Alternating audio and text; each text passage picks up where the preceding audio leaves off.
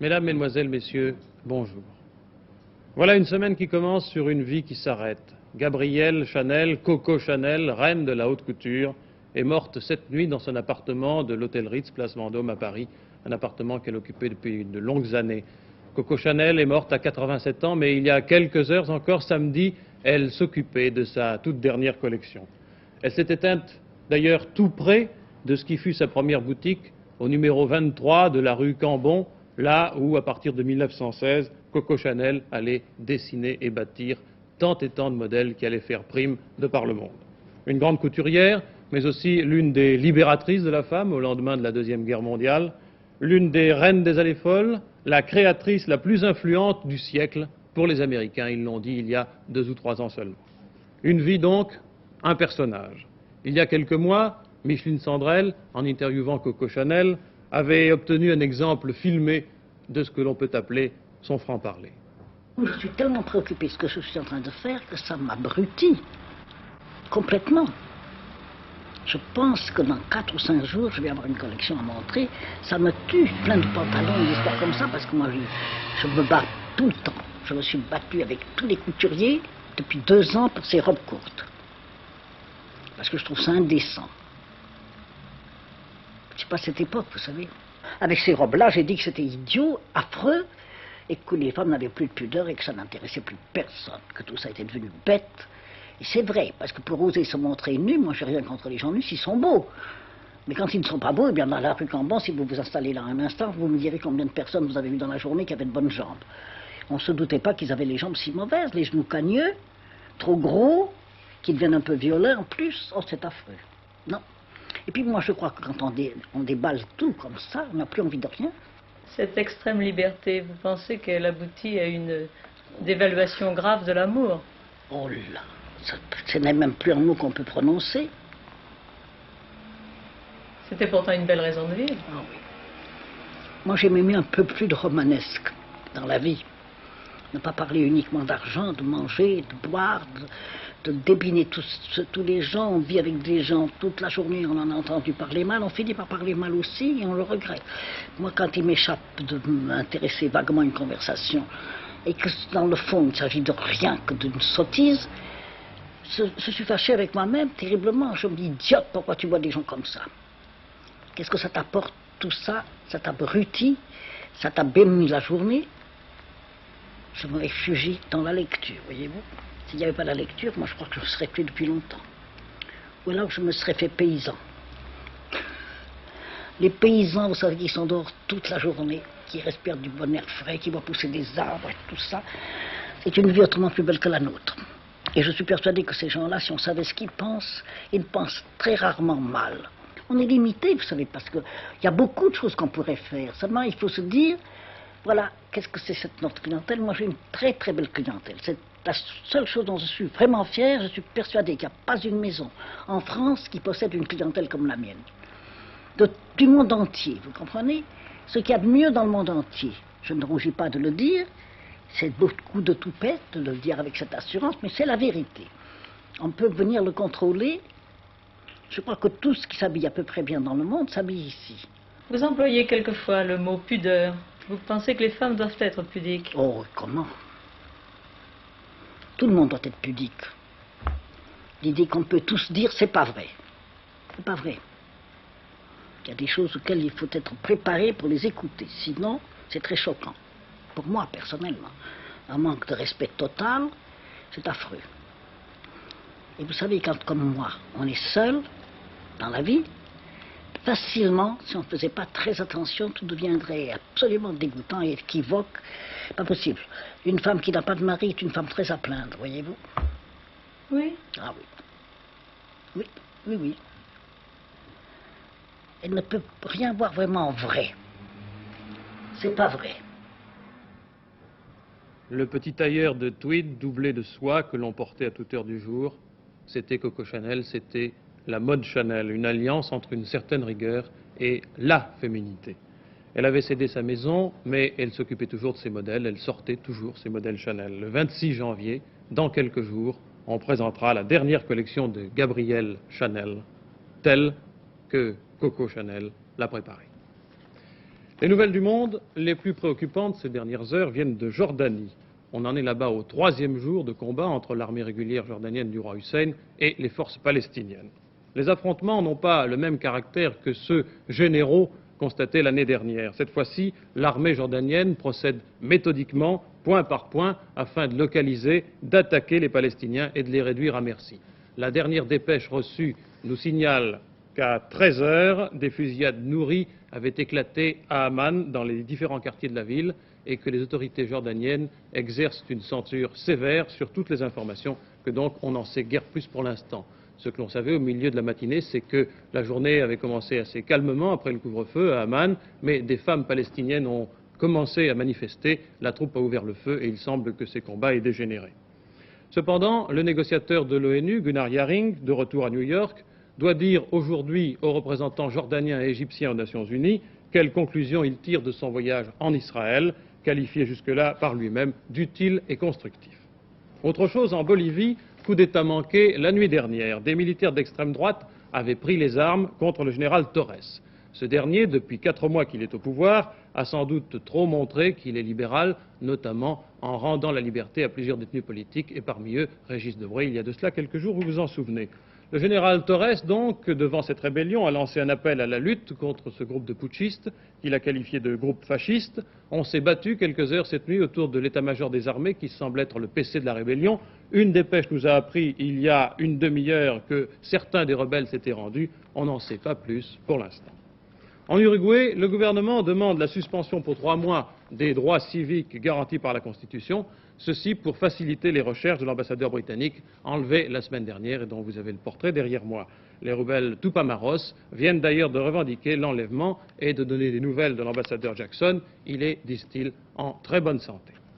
Nous allons revenir ensuite sur l'un des faits divers de ces dernières 48 heures, la perte du paquebot Antilles dans la mer des Caraïbes. Des images du naufrage reçues de là-bas et des images qui sont très explicites. C'était Antilles. Du paquebot, il ne reste plus qu'un amas de ferraille calcinée et fumante, empalé sur des récifs près des côtes de l'île Moustique. Passagers et marins sont sains et saufs, mais bien des questions restent encore sans réponse. Pourquoi Antilles naviguait-il si près des côtes, dans une région truffée de récifs coralliens? Les sonars, ces radars acoustiques, qui permettent de détecter les obstacles sous-marins, étaient-ils en panne? Pourquoi ce récif n'était-il pas porté sur les cartes marines? Pourquoi n'a-t-on pas entendu les messages de prudence des habitants de l'île Moustique? Le chenal emprunté par Antilles était-il trop peu profond? Y a-t-il eu une erreur de navigation? L'enquête tentera de répondre à toutes ces questions. Hier soir, à Orly, les premiers marins de retour de la Martinique apportaient leur témoignage sur cet accident, sur cette catastrophe évitée de justesse. Tout le monde a été vis-à-vis de nous d'une manière remarquable et aucune panique. Ça, absolument aucune panique. Ça, de ce côté-là, les passagers, d'autant plus qu'il faut remarquer une chose, c'est que nous avons des exercices d'abandon à chaque voyage, n'est-ce pas, à chaque départ d'un port, et chaque passager s'y comporte, et là, vraiment, nous avons suivi avec une régularité mathématique les consignes données. Même les enfants? Ah, les enfants, pareil. Il y avait très peu d'enfants d'ailleurs à bord. Et ça, tout le monde s'est comporté d'une manière remarquable. Est-ce que vous aviez déjà fréquenté ce chenal? Certainement, oui. Nous passions, peut-être pas celui-là, mais enfin, de toute façon, tous les voyages, nous passions dans les Grenadines. On ne peut pas vous donner les renseignements nécessaires, puisque nous ne sommes pas compétents. Il n'y a pas d'erreur de commise du fait que nous devions passer dans un chenal qui était logiquement... Il y avait des fonds de 16 mètres, il y avait des fonds de 16 mètres indiqués. C'est plus qu'il ne fallait pour Antilles.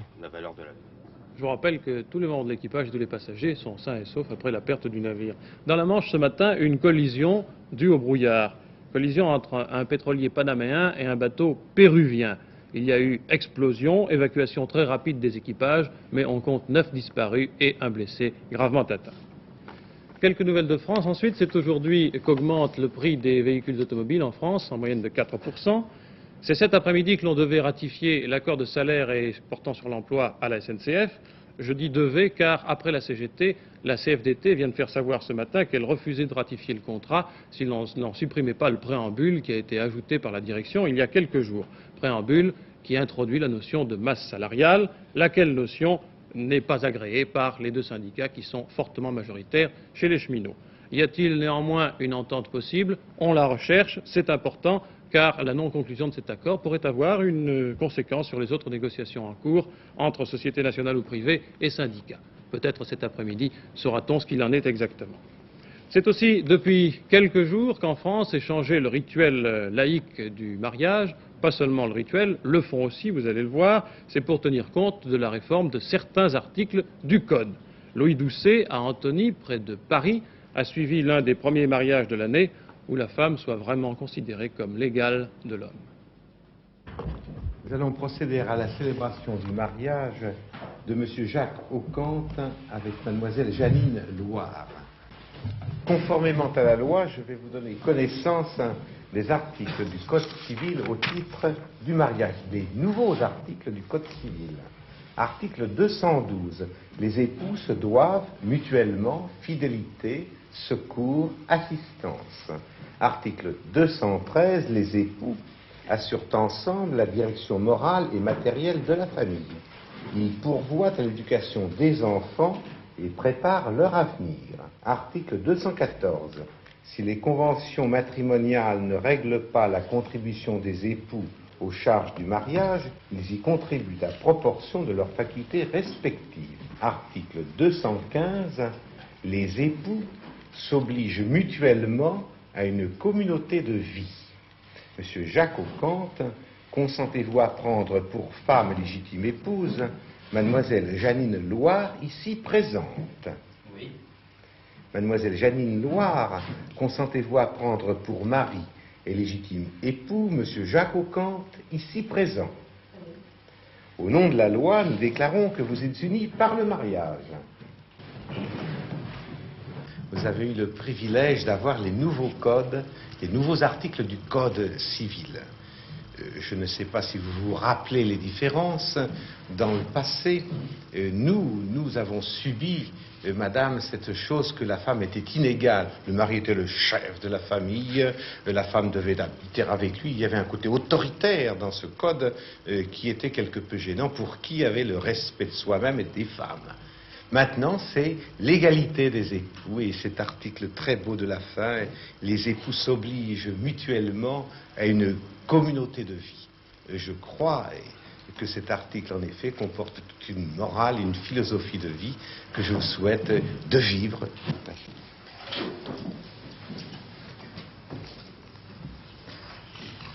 Et je peux me permettre de l'embrasser. Mais au-delà des formes et des textes, la loi change-t-elle vraiment la nature du mariage? Merci beaucoup, monsieur. Pour moi, de mon point de vue, ça a une grosse importance. C'est maintenant cette égalité des deux époux vers cette communauté de vie. Je crois que ça, c'est très important. Ça situe sur le plan moral l'égalité des deux êtres. Je crois que dans le mariage et dans le bonheur, il ne peut y avoir que l'égalité. Et moi, je suis, en tant que maire, officier d'état civil, heureux que les textes consacrent cette morale. Et vous, monsieur, en tant que père, vous êtes marié sous un autre régime. Je suis très heureux, quant à moi, de cette nouvelle formule. Et il y a longtemps que, moralement, j'en étais très partisan. Et vous, madame?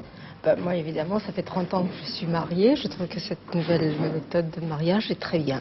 Vous regrettez de ne pas avoir été marié sous le même... Oh non, parce que j'ai eu 30 ans d'union parfaite et je pense que les enfants sont pareils.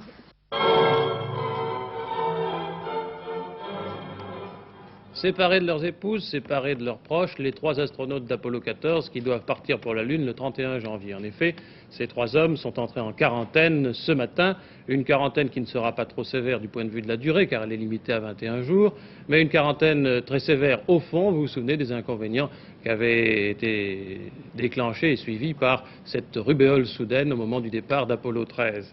Les trois prochains partants, je pense que vous connaissez déjà Shepard, mais moins sans doute Mitchell et Rosa.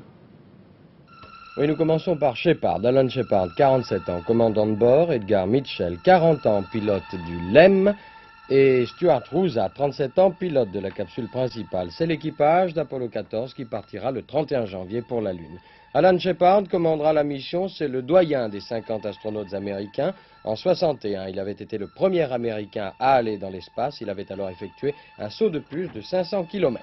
Il reprend du service après avoir été guéri d'une affection de l'oreille interne consécutive à un vol spatial. Arrivé dans la banlieue de la Lune, Shepard prendra place à bord du LEM qui se posera sur la Lune le 5 février dans la région du cratère Framoro. Le pilote du LEM, vous allez le voir, c'est Edgar Mitchell qui appartient à la marine, tout comme Shepard. Le séjour sur la Lune durera 34 heures et comprendra 2 sorties, soit au total 5 heures de marche et de travail.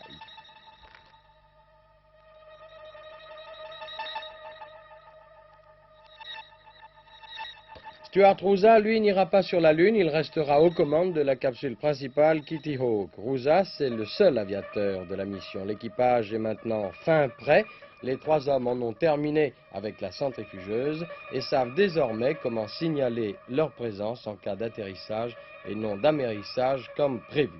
Aujourd'hui et pour 3 semaines, ils ont été mis en semi-isolement afin d'éviter tout risque d'infection contagieuse qui compromettrait le bon déroulement de la mission. Départ le 31 janvier, retour le 9 février.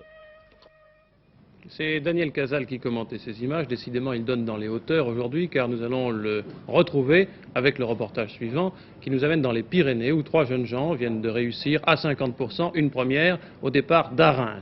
Tout avait commencé par la traditionnelle bénédiction des piolets. Et voici, ils arrivent les piolets?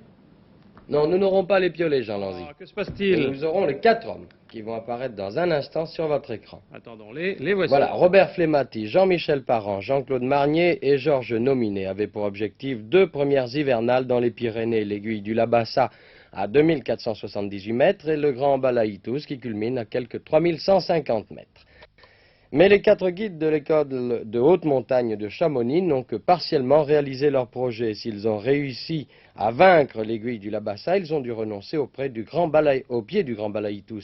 Le froid, le gel et la neige ont eu raison de leur résistance. Les 4 guides se sont jurés de recommencer et de vaincre l'année prochaine. Quelques heures avant le départ, Robert Flemati avait évoqué avec Jacques Sudan et Robert Tité les difficultés de cette expédition.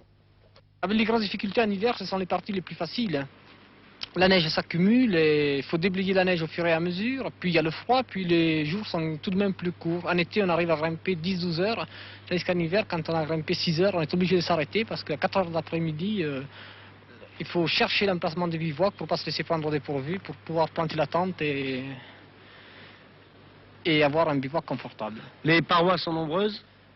C'est certainement verglacé parce que quand on regarde les faces nord, là c'est bien couvert de neige, mais ça ira quand même. Quelles sont les hauteurs de ces parois à peu près? Le sommet du Balaïtous lui fait 3146, l'aiguille du Labassa fait à peu près 400 mètres, les crêtes du Castiriou font 2 km de long, la facile du Balaïtous par l'aiguille centrale fait à peu près 500 mètres de haut. Tu vois qu'il y a quelle température? Ah, c'est sûr que dans la nuit, il doit faire moins 20, moins 25, ça c'est sûr. Mais sous la tente et avec l'équipement que nous avons, parce qu'on est venu dans les Pyrénées en pensant que ce serait la même montagne qu'à Chamonix, c'est-à-dire que s'il fait froid dans les Pyrénées comme il fait froid à Chamonix, alors il faut avoir un équipement pour ça. Et notre équipement, moi j'ai l'équipement que j'avais quand j'ai fait le Lincel et le pilier de Pyrénées, mon équipement est le même, alors on n'aura pas froid. Pour ces hommes des Alpes, plus que jamais, il y a des Pyrénées. C'est un reportage de notre bureau de Toulouse. Nous en venons maintenant au sport, hélas avec une nouvelle moins aimable pour commencer, c'est celle de l'accident qui a coûté la mort au pilote italien Giunti et sur lequel, Patrick Chapuis, il y a des contestations avec le rôle qu'a joué Jean-Pierre Beltoise. Expliquez-nous cela. Que si vous voulez, je vais essayer de reconstituer ce qui s'est passé. Voici le circuit des 1000 km de Buenos Aires, une épingle et ensuite une courbe à droite. Jean-Pierre Beltoise tombe en panne d'essence ici sur la gauche.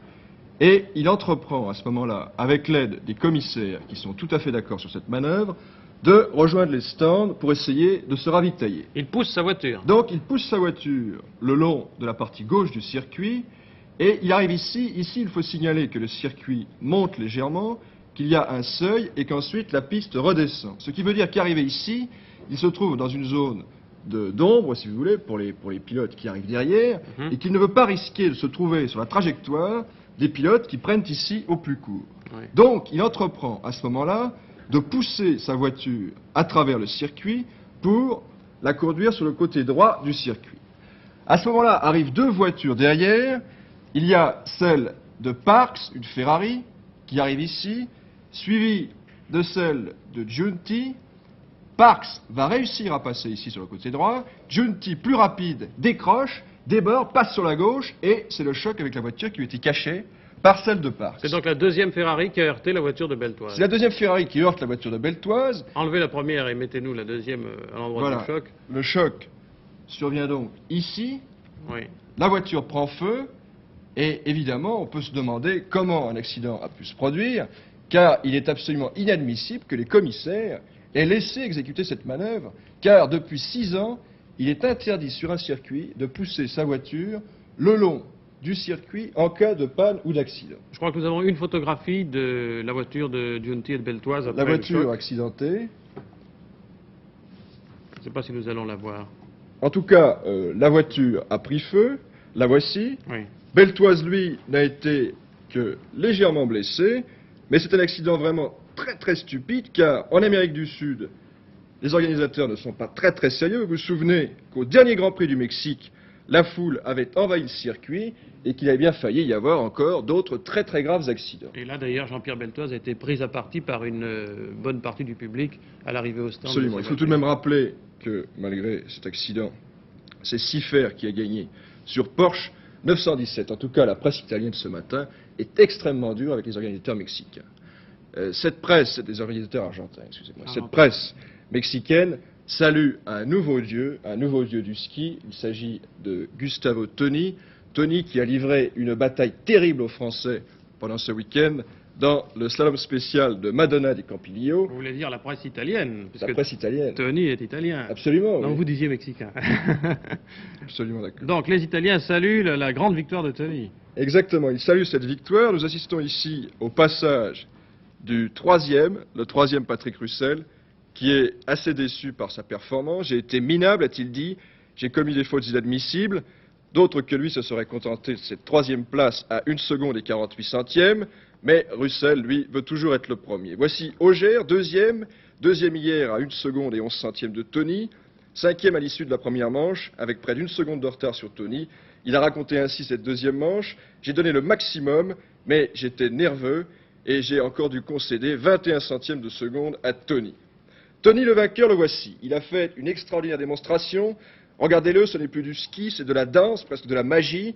Il jongle avec les piquets de slalom dans un style bien à lui, un style que peuvent encore mieux apprécier tous ceux qui, comme nous, savent combien il est difficile de piloter ces deux grandes planches qu'on appelle des skis. Ce qui étonne le plus, chez Toni, regardez, c'est cette totale indépendance de ses deux jambes.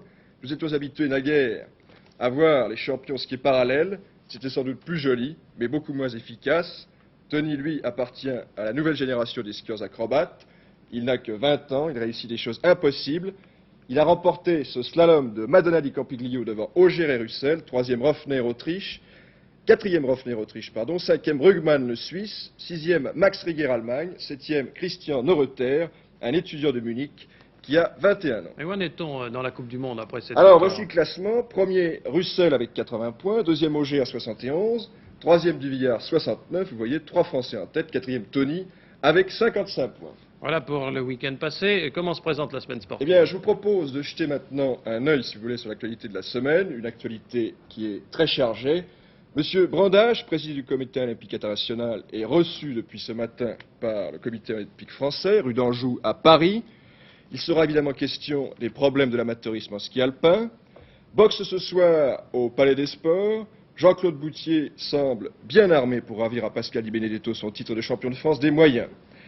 Demain mardi, slalom spécial dames à Grindelwald. Ça c'est Benedetto. Oui, c'est Benedetto, l'adversaire de Boutier. Slalom spécial donc à Grindelwald avec Michel Jacot, qui n'a qu'un point de retard sur l'Autrichienne Anne-Marie Pröll au classement de la Coupe de ski alpin. Également demain mardi à Mar del Plata, voici Anne-Marie Pröll. Également demain mardi à Mar del Plata en Argentine, nouveau match de l'équipe de France de football contre une sélection argentine. Je vous signale que ce soir à 22h30 sur la première chaîne, nous pourrons voir de larges extraits du premier match. Vous vous rappelez, la France avait gagné par 4-3. Mercredi à Oran, toujours en football, les espoirs français rencontrent l'Algérie. C'est parmi ces jeunes garçons que Georges Boulogne recrutera les futurs membres de l'équipe de France. Du basket aussi, mercredi soir. Ljubljana contre Antibes en quart de finale de la Coupe d'Europe. Et Vichy contre Botevgrad en 8e de finale de la Coupe des Coupes. À partir de vendredi, à Megève, championnat de France de patinage artistique, Patrick Perrat tentera de confirmer qu'il glisse bien sur les traces de Alain Giletti et Alain Calmat. En ski, vendredi, descente homme à Saint-Moritz, Russell est en tête de la Coupe du Monde, mais en descente du Villard doit marquer des points. Samedi enfin, à 15 h à Colombes, ouverture du tournoi des 5 nations avec le match France-Écosse. L'équipe de France présente un nouveau visage, plusieurs nouveaux joueurs ont été appelés. Finalement, Claude Spanghero blessé ne pourra pas jouer, il sera remplacé soit par Bastia, soit par Spanghero. Christian Rix nous présente maintenant le nouveau visage de ce 15 de France. La Fédération française de rugby a entamé une nouvelle politique de préparation et de sélection de l'équipe de France de rugby. Car il y a eu un apport, il y a un nouveau visage, pas un nouveau visage peut-être complètement, mais enfin quelques traits différents qui sont apparus dans cette équipe de France. Oui, il est certain que les nouveaux que nous avons introduits, parfois à la surprise générale, dans l'équipe de France qui va jouer contre l'Écosse, tous ces joueurs sont passés par l'équipe de France B. Je pense à Barrault, qui après avoir été un brillant capitaine de l'équipe de France junior, est l'année dernière venu à l'équipe de France B, en particulier contre la Tchécoslovaquie. Max Barrault, 20 ans, depuis le 26 11 50, mon club Beaumont. Mon père, qui est président du club, est également industriel à la machine agricole. J'ai 4 frères. André, qui joue en première, à l'arrière, qui a 23 ans. Pierre, à junior B, 17 ans, il joue 3e ligne. Et Michel, 16 ans, en cadet. Vous êtes le second? Je suis le second. Je pense à Etcheverry, que nous avons remis en quelque sorte dans le bain international cette année à la faveur des 3 premiers matchs de l'équipe de France B. Vous allez me rappeler combien vous pesez, combien vous mesurez, parce que c'est important pour un avant du 15 de France. Je ne suis pas un Hercule, je fais 1m80 pour 95 kg. Mais enfin quand même pour un pilier, disons que c'est une morphologie très normale. Je pense également à Dubois, qui a commencé sa carrière internationale au niveau des B au Maroc. Eh bien, pour affronter les Écossais, on a dit qu'il fallait des grands. Parmi ces grands, il y a Daniel Dubois. Combien mesurez-vous? 1m90. À peu près, quoi, oui. Un petit peu plus. À 2 ou 3 mm près, quoi. Oui, mais ça n'a pas d'importance quand même, c'est 2 ou 3 mm? Non, je pense pas, non. Après, c'est une question de détente, quoi. À 1 ou 2 cm près, quand même, si on a une meilleure détente, on arrive à prendre des balles à des joueurs qui sont plus grands, il n'y a pas de problème, quoi. Vous appartenez aussi au comité de sélection de la Fédération française de rugby, qui est un comité qui paraît aux yeux du grand public assez fermé, qui est chargé justement de former cette équipe de France. Mais c'est un comité qui cette année paraît un petit peu, disons, contestataire, car un petit peu contre l'avis de M. Pompidou, vous avez sélectionné Claude Spanghero et non pas Walter Spanghero, et contre l'avis de l'unanimité de la presse française, de la presse sportive française, on voit disparaître de cette équipe Christian Carrère. C'est extrêmement simple. Nous avons un réservoir qui s'agrandit un peu au fil des années de joueurs dignes d'être internationaux A, et nous puissions dans ce réservoir, d'une part en fonction des critères techniques que nous définissons, parce que nous définissons des critères techniques, et également... On peut savoir lesquels un petit peu? Je vous cite l'exemple, par exemple, pour l'équipe de France qui a été formée contre l'Écosse, nous avons déterminé que nous voudrions 3 sauteurs.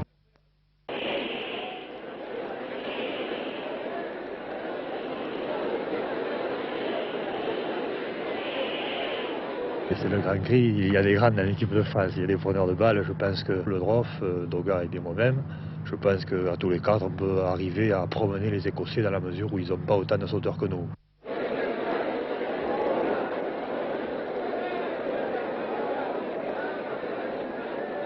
Toujours pareil, ça ne sera pas du gâteau, mais enfin on n'est pas habitué devant à faire du papillon, pour moi ça ne change rien. Alors du sérieux devant? Bien entendu. Vous avez retrouvé Bénécis et Azaret en première ligne, ce sont des garçons que vous connaissez déjà? Oui, pour les avoir rencontrés, et je suis très content de jouer avec eux. Ça changera que de jouer contre eux. Oui, ils sont durs quand on joue contre eux. Oui, c'est des piliers très difficiles, et c'est déjà des piliers de haut talent. La preuve, c'est qu'il y a déjà pas mal d'années qui sont en équipe de France A, donc il n'y a rien à dire. Et vous avez retrouvé Jean Triot? Le copain, le copain de club, oui. Bien sûr, il y a Jeannot qui, disons, me permettra aussi peut-être d'être un peu plus dans le bain, étant donné qu'il me conseillera certainement, quoi, ne serait-ce qu'avant le match, pendant et après le match, quoi, de façon à être dans le coup parmi tous ces gens, quoi. Ce sera le complice? C'est le complice.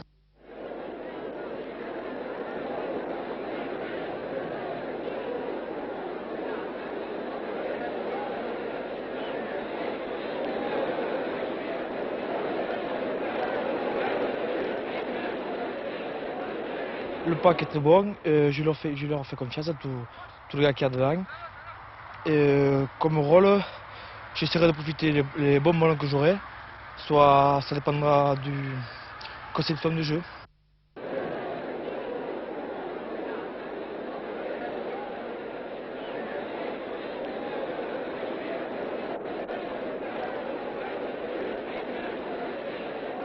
Bon, je ne vais pas être trop indiscret, mais enfin, quand vous serez dans le vestiaire ou au regroupement avec vos camarades de l'équipe de France, vous, le nouveau capitaine dans le tournoi, qu'est-ce que vous allez leur raconter? Vous savez, capitaine ou pas, je crois que ça n'a pas une grande importance à ce niveau-là, puisque de toute façon, quand nous sommes sélectionnés, c'est 15 garçons, et je crois que la valeur de chacun n'est plus à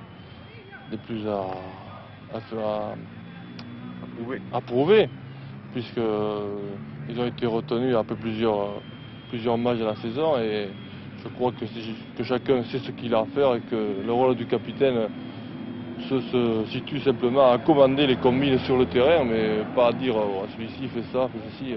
Tout le monde sait ce qu'il a à faire. Mais enfin, ces combines, elles sont un petit peu arrêtées à l'avance. Oui, bien sûr, elles sont arrêtées à l'avance, elles sont d'autant plus simplifiées qu'en principe, dans chaque club, on retrouve les mêmes combines. Elles s'appellent peut-être pas pareil, mais dans le fond, c'est les mêmes. Oui, c'est une question d'appellation. Il faut se mettre d'accord sur un vocabulaire. Ouais, c'est tout. Je pense que contre l'Écosse, nous jouerons un rugby complet. L'équipe de France a terminé l'année dernière à Colombes sur un rugby panache, parce que ce jour-là, il fallait le pratiquer, l'adversaire était tel que ce rugby-là devait se pratiquer. Je pense que cette année, si l'adversaire est de la même trempe, eh bien, le même rugby sera pratiqué à Colombes. J'espère que l'on continuera dans la voie que l'on s'était tracée l'an dernier, surtout contre le dernier match contre l'Angleterre, et que l'on réussira pas un aussi gros score, mais un aussi bon match. Et que nous jouons surtout dans le même esprit contre l'Écosse.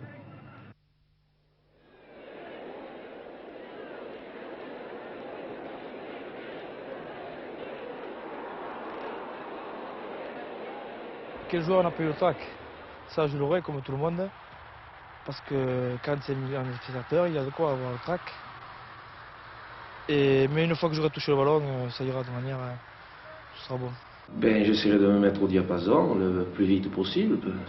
J'ai quand même joué avec des anciens. Je pense que, en me faisant confiance, je pense faire un match qu'il faudra. Quoi. Alors, pas de complexe dans ces Écossais? Non, pas du tout. Non, pas du tout. Un match plus dur que les autres, mais un match de rugby.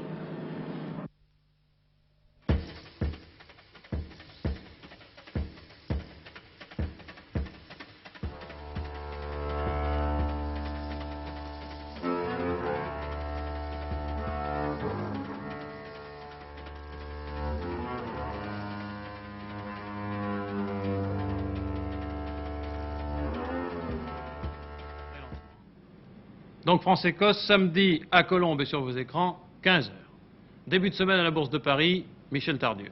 Bien Jean, je prends très vite la passe et j'essaye de ne pas me faire intercepter. Je crois qu'il nous reste très peu de temps. Alors je vous dirais simplement que la séance d'aujourd'hui est bonne. Un petit peu moins bonne toutefois que les spécialistes l'attendaient parce qu'il y a finalement un certain nombre de nouvelles favorables pour la bourse. La dernière, c'est la poursuite de l'expansion industrielle. Vous savez que le ministre des Finances a dit que l'expansion avait été de 3% pendant le 4e trimestre. Et il voyait là un très bon présage pour l'année 71, disant que le taux d'expansion en volume de 5,7% pourrait être atteint dans ces conditions.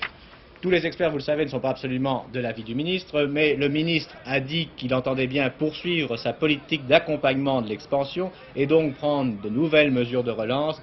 Il a donc plus de cartes en main et pour l'instant, l'orientation de la politique française semble bien être celle de la relance, ce qui est une bonne nouvelle bien sûr pour la bourse. La bourse qui est ferme parce que bien sûr elle digère cette baisse du taux d'escompte qui a été pour elle une bonne nouvelle, de même que pour l'ensemble des chefs d'entreprise. Vous savez que le patronat a dit que tout ça lui faisait bien plaisir. C'est normal, quand l'argent est moins cher, les affaires sont plus faciles pour les entreprises et bien sûr tout le monde s'en réjouit ici à la bourse.